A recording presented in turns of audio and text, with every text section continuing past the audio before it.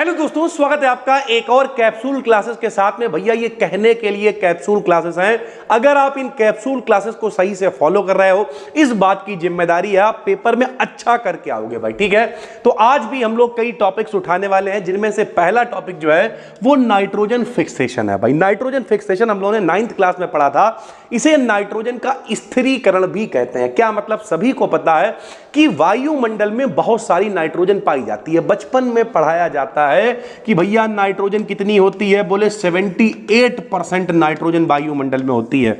Oxygen कितनी होती है? लगभग 21% होती है। लेकिन ये डायरेक्ट नाइट्रोजन किसी काम की नहीं होती भाई। तो हमें क्या करना पड़ेगा? तो भैया हमें उसका फिक्सेशन करना पड़ेगा, उसे फिक्स करना पड़ेगा कि किस किस तरीके से कौन कौन उसका इस्तेमाल करेगा। तो यही हमने लिखा हुआ है कि नाइट्रोजन फिक्सेशन क्या होता है कि जब एटमॉस्फेयर यानी वातावरण की नाइट्रोजन गैस को प्लांट्स यानी पौधे और एनिमल्स यानी जीव जंतुओं के लिए यूजफुल कंपाउंड जैसे अमोनिया हो गया, नाइट्रेट हो गया, ईटीसी में बदला जाता है, तब हम लोग इसे क्या कहते हैं? इस प्रोसेस को नाइट्रोजन फिक्सेशन कहते हैं। एयर में 78% नाइट्रोजन होती है, लेकिन प्लांट्स उसे सीधे यूज नहीं कर सकते ओवरऑल, कि भैया नाइट्रोजन सीधे इस्तेमाल में नहीं आ सकती है, तो भैया उसे अमोनिया में बदल लेते हैं कुछ पौधे, ठीक है, नाइट्रेट में बदल लेते हैं। इस सब बदलने को ही हम लोग क्या कहते हैं? नाइट्रोजन फिक्सेशन कहते हैं। टाइप्स ऑफ नाइट्रोजन फिक्सेशन की बात करें तो सबसे पहला होता है बायोलॉजिकल फिक्सेशन। बायोलॉजिकल का मतलब पेड़ पौधों की बात लगभग हो रही है। जैसे भैया ऐसे कुछ विशेष बैक्टीरिया, ठीक, बैक्टीरिया में जीवाणु आ जाएंगे, या फिर एल्गी यानी शैवाल हो गए हैं। ये जो जितने भी बैक्टीरिया हैं, एल्गी हैं, ये सब क्या करते हैं? जैसे नॉस्टॉक हो गया, एनावीना हो गया, ये इस तरीके के जो लोग भी हैं, ये N2 को NH3 में बदल लेते हैं। यानी ये लोग नाइट्रोजन को अमोनिया में बदल लेते हैं और अपने हिसाब से इसे इस्तेमाल कर लेते हैं। तो ये भी एक प्रकार से नाइट्रोजन फिक्सेशन हो गया। ऐसे ही जो इंडस्ट्रीज हैं, इंडस्ट्रीज का मतलब जो फैक्ट्रियां वगैरह हैं, वो क्या करती हैं? सबको पता है, 11th क्लास में पढ़ी है हैबर विधि। तो हैबर विधि के द्वारा हम लोग क्या करते हैं? N2 को NH3 में, सबको पता है हैबर विधि क्या होती है? N2 प्लस का 3H2 से बन जाता है 2NH3, यानी इससे N2 को हम लोग अमोनिया में बदल लेते हैं। ये हैबर विधि कहलाती है भाई, ठीक है, जिससे फर्टिलाइजर बनाए जाते हैं।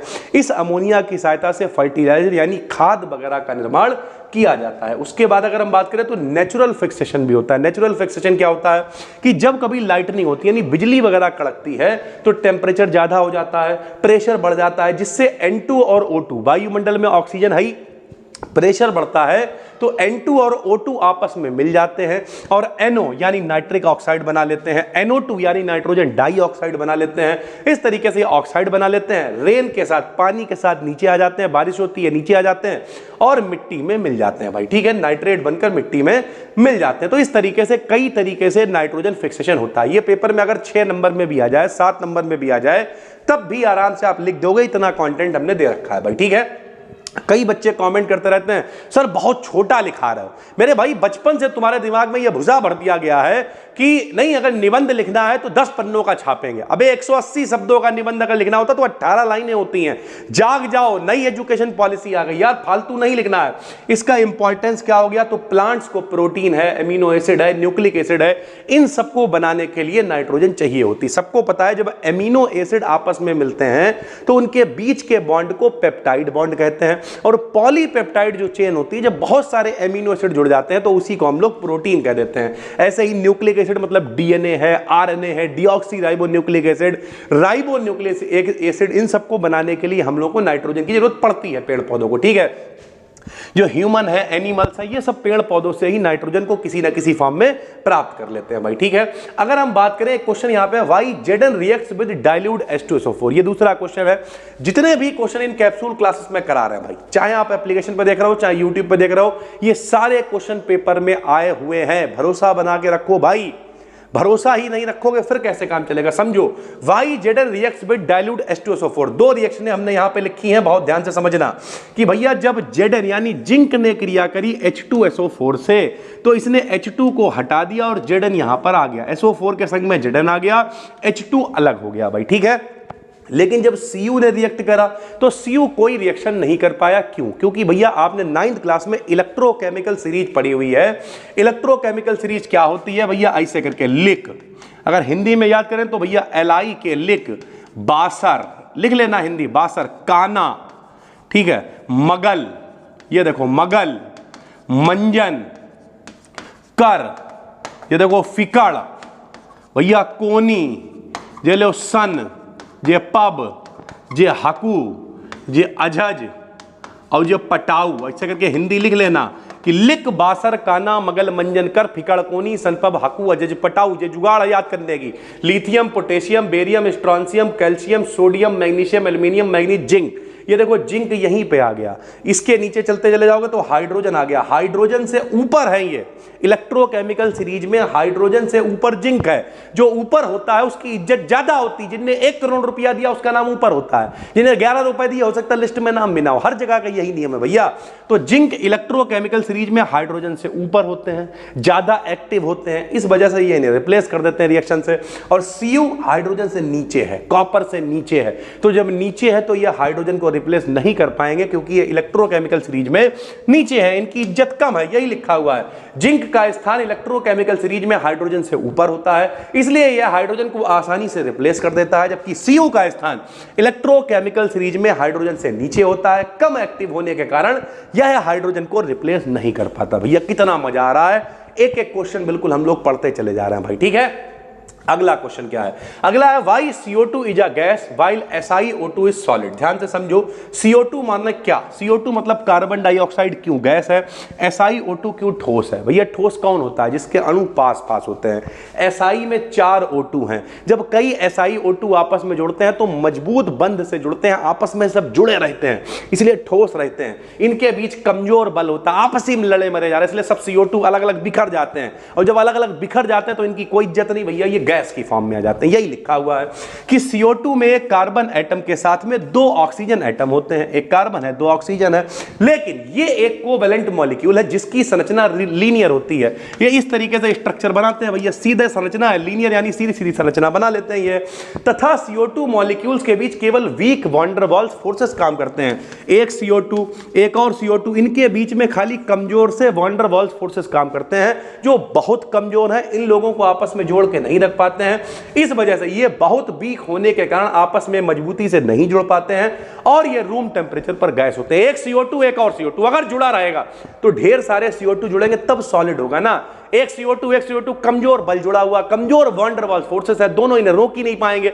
जी अपना भाग जाएंगे, जी अपना भाग जाएंगे, और जब दोनों भाग गए तो फिर रह क्या गया मेरे भाई? दोनों गैस की फॉर्म में, जिसका जहां मर्जी हो जाओ, यहां सिलेंडर ला के रख दें, खोल दे सिलेंडर, पूरे मोहल्ले को पता चल जाएगा कहीं गैस लीक हो रही। क्यों? क्योंकि जिसका जहां मन होगा गैस होकर अणुओं का जाएगा भैया, बीच में वॉन डर वाल्स फोर्सेस बहुत कमजोर है। जबकि SiO2 में ऐसा नहीं है। SiO2 का जो स्ट्रक्चर होता है वो टेट्राहेड्रल होता है। टेट्राहेड्रल समझते हो? बीच में कार्बन, यहां हाइड्रोजन, यहां हाइड्रोजन, यहां हाइड्रोजन, यहां हाइड्रोजन, बचपन में पढ़ाया जाता था।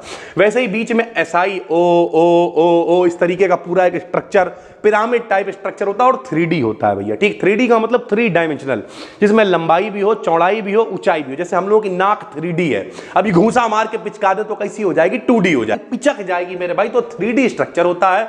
यहां जो मॉलिक्यूल्स होते हैं वो फ्री नहीं होते, सब बंधे होते हैं तथा एक बहुत बड़ा नेटवर्क सॉलिड बनाते हैं। इस मजबूत कोवेलेंट नेटवर्क के कारण जो SiO2 है वो बहुत ही ज्यादा हार्ड होता है, सॉलिड होता है मेरे भाई, ठीक है। कैसे? जरा समझना भैया। ये देखो SiO2, ठीक, ऐसे ही SiO2 जरा अगर आप देखो तो भैया यहां पर क्या हुआ है आप समझ रहे हो, अभी समझाते हैं हम आपको। यहां देखो मेरे भाई, जैसे ये है SiO2, तो ये क्या करेगा भैया? देखो एक SiO2, ठीक, और ऑक्सीजन 2 लोगों को जोड़ सकता है, तो जो अगला SiO2 है वो फिर यहां जुड़ सकता है। ये देखो मेरे भाई, इस तरीके से ये बनता चला जाएगा। तो यहां पर इनके पास कोई औकात है ही नहीं जोड़ने की, ये सीधे सीधे लीनियर स्ट्रक्चर लेके बैठे हुए हैं। जब सीधे सीधे लीनियर लेके बैठे हुए हैं, अपना मुक्त होके घूम रहे हैं। लेकिन जो ये लोग हैं, SiO2 है, SiO4 है, ये लोग सब लोग ब्रिज्ड स्ट्रक्चर बना रहे हैं, यानी आपस में जुड़ते चले जा रहे हैं। और इस वजह से जब ये इनसे जुड़ गए तो आगे और भी लोग इनसे जुड़ेंगे। जब आगे और भी लोग इनसे जुड़ेंगे तो फिर अलग होना बहुत मुश्किल हो जाएगा मेरे भाई, ठीक है। तो इस तरीके से ये लोग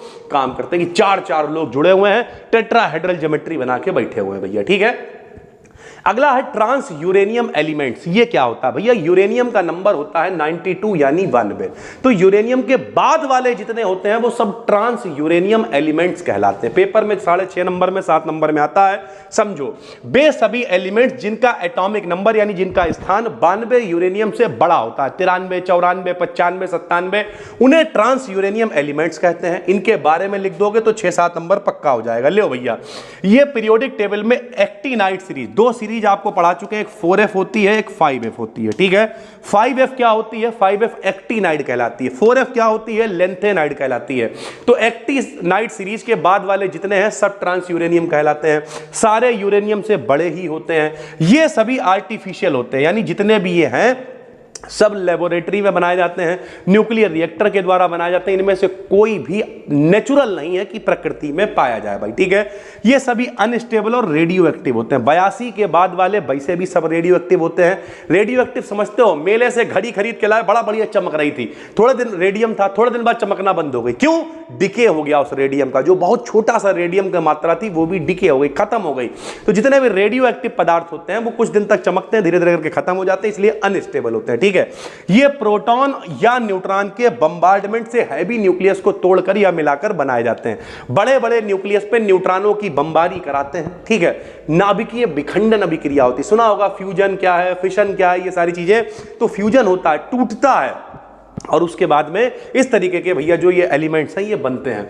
कुछ ट्रांस यूरेनियम एलिमेंट्स के नाम लिख दिए हमने, जैसे नेपच्यूनियम का नंबर 93 होता है, प्लूटोनियम का 94 होता है, एमेरिशियम का 95 होता है, क्यूरियम का 96 होता है, बर्केलियम का 97 होता है।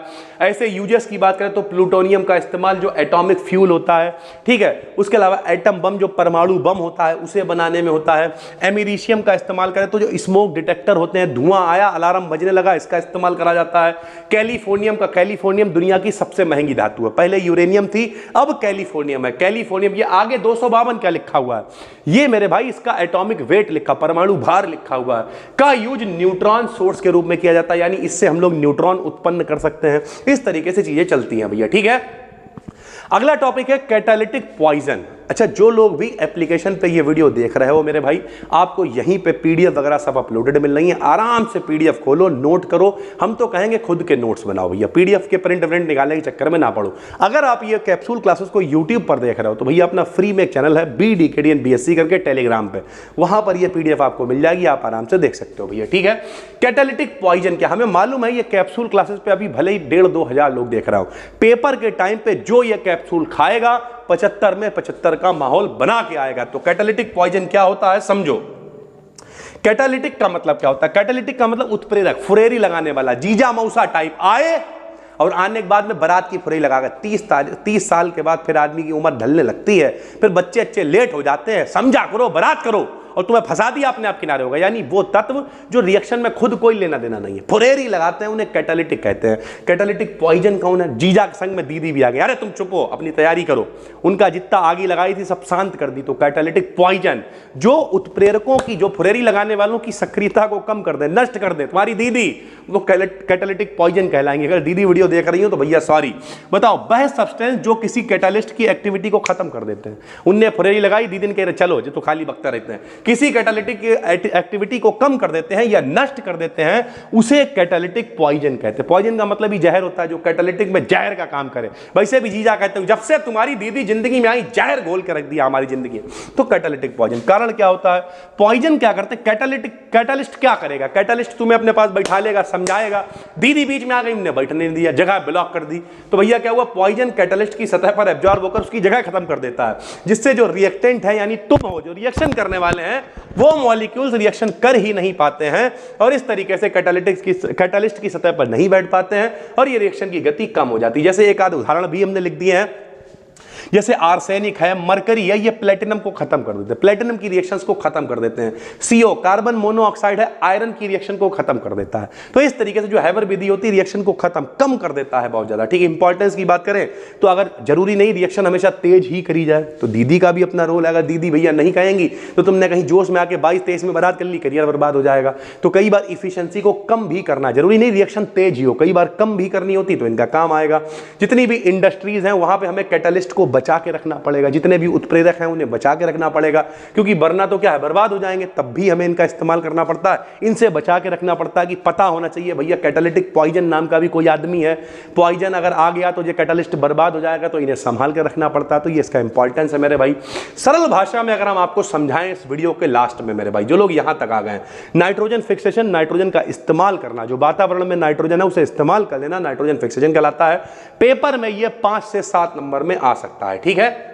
दूसरा जो क्वेश्चन आपको है जेडन रिएक्ट वाला, 2 से 3 नंबर में आएगा, जो शॉर्ट क्वेश्चन आते हैं इलेक्ट्रोकेमिकल सीरीज की वजह से होता है। तीसरे क्वेश्चन की बात करें तो CO2 लीनियर स्ट्रक्चर है, अलग अलग घूमता रहता है, बीच के बल बहुत कमजोर हैं, इस वजह से ये कुछ नहीं कर पाता है। लेकिन जो SiO2 है ये टेट्राहेड्रल ज्योमेट्री बना लेता है, आपस में जुड़ के ब्रिज स्ट्रक्चर बनाने लगता है। बहुत सारे लोग जुड़ जाते हैं, जुड़ गए तो ठोस हो जाते हैं भैया, इसलिए ये सॉलिड होते हैं। तो इस तरीके के सिनेरियो है भाई, ठीक है। इनका हमने स्ट्रक्चर भी आपको बना के दिखा दिया। ट्रांस यूरेनियम क्या होता है, जो यूरेनियम के बाद वाले होते हैं वो सारे ट्रांस यूरेनियम कहलाते हैं।